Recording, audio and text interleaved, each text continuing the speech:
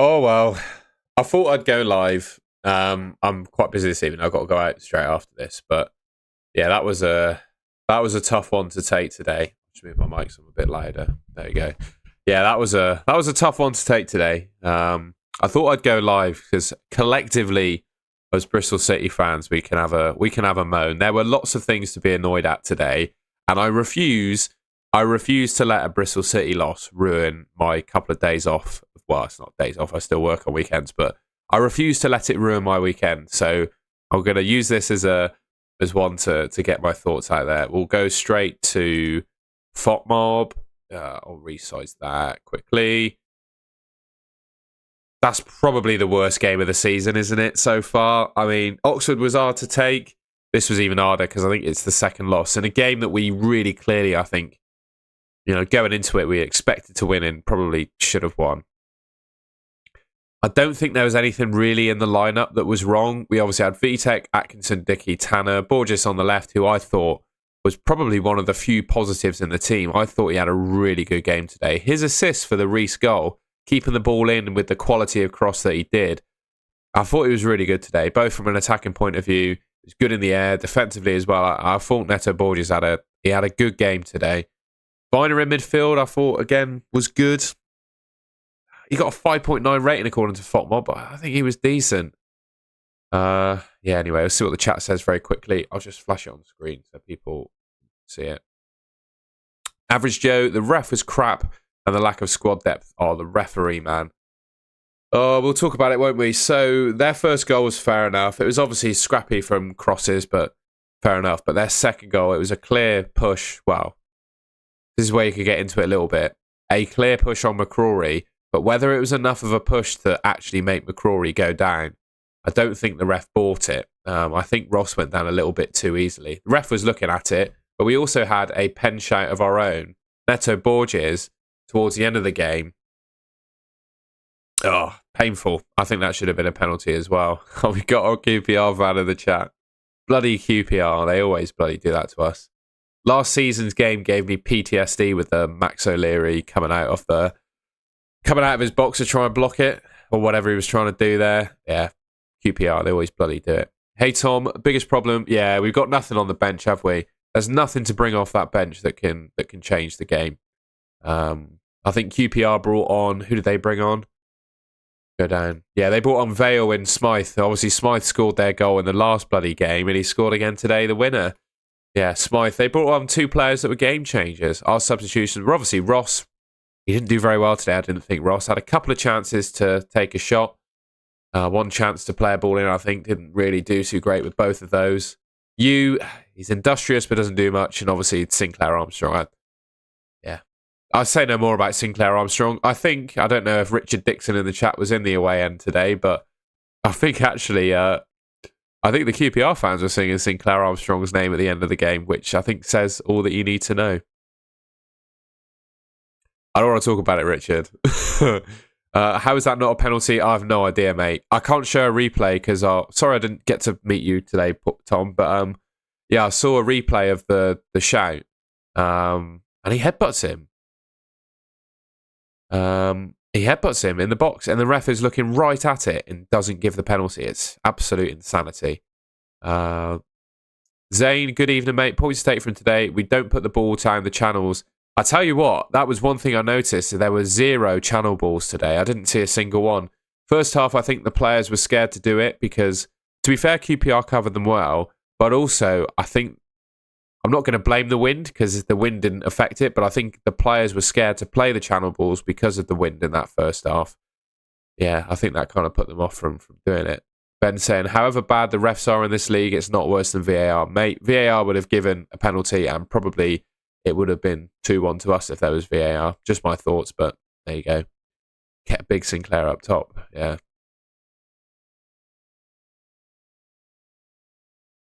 Couldn't cope with the press. I think if we were on our day, mate, I think we could have won the game. I really do. I thought we started the game well. I'll talk about. I've recorded some moments in the game. I thought we were on top for a majority of the game, to be honest. We started really brightly. First couple of minutes, we were really on top, showing well. QPR's right winger, so it was... Well, they've got the positions all wrong, but Burrell was running in on the right wing against Atkinson. They put him on Atkinson to run in behind. He looked quite dangerous in behind. Twine had a chance at the beginning of the game from about 3 yards out, and he blasted it over. I mean, I do not know how he missed that chance. And then, did anyone notice in the first half there was a really weird drinks break? Like, it was unenforced. The ref didn't do anything about it. Just all the players decided to leave to the side of the pitch and have a drinks break. I thought that was a bit weird. The goal came, the subs were the game changer, I think, Richards. The goal came from a long cross to Sykes to the sort of, deep far post area of the box. Neto Borges stretching, crosses it back in, and Reece heads it in. It's a good header, good cross from Borges. You 1-0 up going into, at that stage of the game. You're, as a Bristol City fan, you're happy. But for me, knowing what we had on the bench, I always felt that in order to win this game, we needed to go 2 up at half time. And I think that, to get a result in the game, we needed to go 2 up at half time. I always kind of felt that going into it. 1 goal probably wasn't enough. I also noticed that once the goal went in for us, it was a pretty even game up until our goal. Arguably, almost against the run of play came our goal, because QPR were good. Scored the goal, I think that made QPR sort of heads went down a little bit, and we were bouncing after that goal. And that was epitomised by, I saw a great challenge on sort of the touchline from Randall when QPR were trying to break. 2 of our players absolutely sprinting after it to break it up. Mehmeti put in a really hard challenge as well. I think it went in on done. And obviously half-time came after that. We put McCrory on in the 55th minute. When did their goal come? In the 80th. Kone's goal come? Did it say? The 66th. Yeah, we conceded after McCrory went on. I thought, McCrory would have done well when he went on, but I wasn't too impressed with McCrory today. I think he was poor for the QPR goal. It was probably a foul, the one on Smythe, but I do think McCrory goes down a bit too easily, which is why the referee didn't buy it. I think he felt that McCrory went down too easily. What can you say? And in the 81st minute as well, McCrory did well in the box to work himself a shot, and he just blasted it at the near post, and it went well wide. I thought he was poor today, McCrory, when he came on. Definitely didn't have his best game. I just feel if we scored that McCrory chance, the ref did his job for the Borges penalty and maybe the goal, I think we could have won the game. I do think QPR were good today, to their credit. They played us really well. I think they cut out any chances of us playing the ball into the channels to Reece. Yeah, they were good today, QPR. Probably deserved their win on the balance of things. And the thing that really killed us, I thought it was a pretty even game until the subs came on. Much like the Ipswich game as well. I wouldn't say, you know what I mean. The Ipswich game where they brought on their crazy subs. Yeah, we'll talk about the players. Cheers, cheers for that, Richard. I appreciate you being kind as a QPR fan. Vitek, I mean, he conceded 2 goals, but he had a decent game, I thought. Catching a couple of crosses, distribution okay. There was nothing on Vitek today to mark him down. Atkinson was fairly solid. He had a tough one up against Burrell in the first half. He made a couple of... there was one towards... I think it was in the second half where he got beat a couple of times by Burrell, but stuck a leg out and caught the ball. Dickey gets a 7.7 rating here, but I've got to say, I thought he was quite shaky today. I don't know how you feel about Dickey, but I just felt he was a little bit shaky. Might have been the factor of playing against his old club. I definitely don't think Tanner had his best game today. He looked quite shaky in general. I don't think Tanner had his best game. Borges was probably the standout player of ours. I thought he looked really dangerous on the left-hand side. Had a lot of will and desire. A great assist for the first goal. Sykes, I thought, did well as well. I think he went off with what was a little bit of a knock. I don't know. I don't think he'll be out at all. But I just think he may have had a knock. Viner, I think, did a decent job in midfield again today. To be honest, I thought he played well, as did Randall. There were a couple of times, I can't remember exactly who did it, but we gave the ball away cheaply a few times. But Viner getting a 5.9, I'm not sure I agree with that. I thought he was fairly decent with Randall.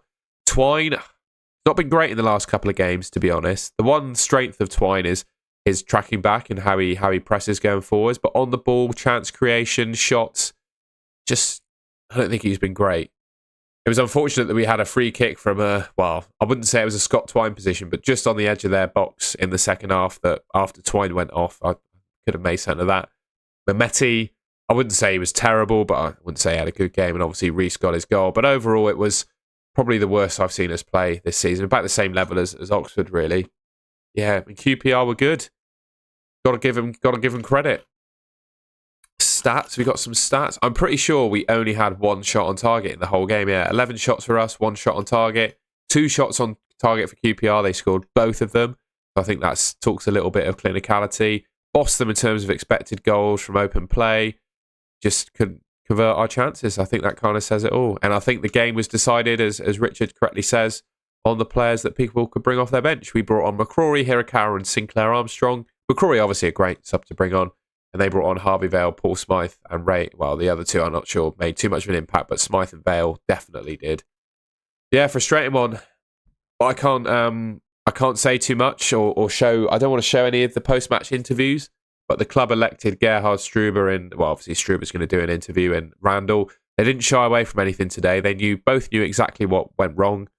So I'd recommend watching the Struber interview because he speaks exactly like a fan would in terms of what we didn't do well today and in terms of his overall mood. Yeah. How long is Knight injured for? A few weeks, mate. I think he'll probably miss maybe 1-2 after the international break. The important thing is with Jason Knight is it's a groin strain, so it's one where I think you really need to ease him back unless it reoccurs. Yeah. Yeah, Dickey struggled today. I can't believe he got a 7.7 rating. 2 seconds.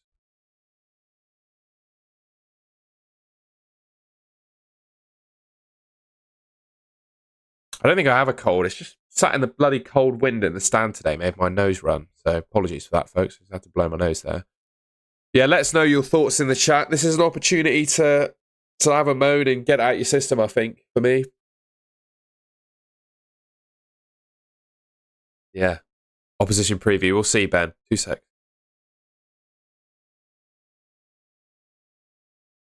But yeah, I feel better already talking about the game and how it went and letting it off my chest. Like I said, I refuse to let a poor Bristol City result ruin my weekend. It's not going to happen.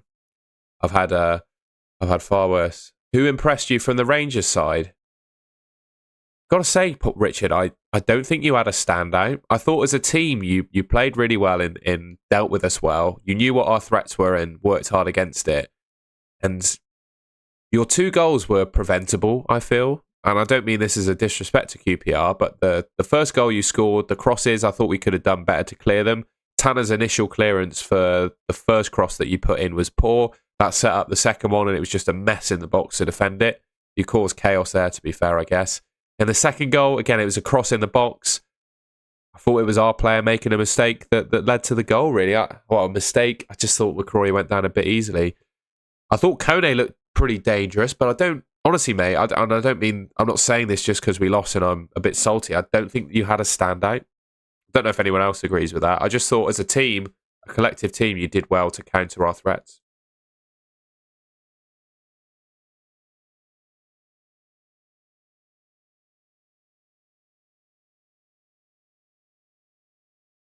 Sorry about that. I was sneezing again. I think that will probably do it for me. There'll be other podcasts and stuff that come out over this weekend that will explain the game in a bit more detail. I'm sort of a short, sharp review with a chat kind of content creator, I think, and that's what I've done. I think I'm going to go into town now, meet a couple of mates, have a bit of dinner, and forget all about this game and try and enjoy the rest of my weekend. So, unless there's anything else from anyone, I will probably end it there. Cheers, Richard. Yeah, I'd agree, Michael. If we had more backup on the bench, we'd probably win the game. And the thing is, the players that we've got injured, would Max Bird have really changed that game? I don't know. You know, the players we got injured to come back, even then, I'm not sure we have enough. That's the thing. I think one more attacker in the window who could really make a difference would have changed things, like a Dolan, a Tyrese Dolan, for example, where you could bring him off the bench, Mehmeti or Reese or Twine off the bench could have really helped us today. But yeah, we just didn't have that, did we? All right, folks, it's the international break now. I'll see if I might make a season review so far kind of video during the international break. I think if people want to see that, I think that might be a good idea. So we'll have a look at making that over the break. And yeah, I just hope everyone has a good international break and doesn't feel too down about today. It's a loss. It's really disappointing. We were all expecting something out of this game, and winning would have put us in a really good position in the league, but it just didn't happen. So yeah, try not to let it ruin your weekend. Have a moan in the comment section. as the weekend goes on, I'll see what people watching back have to say in the comments. But yeah, take care, everyone. Cheers for watching.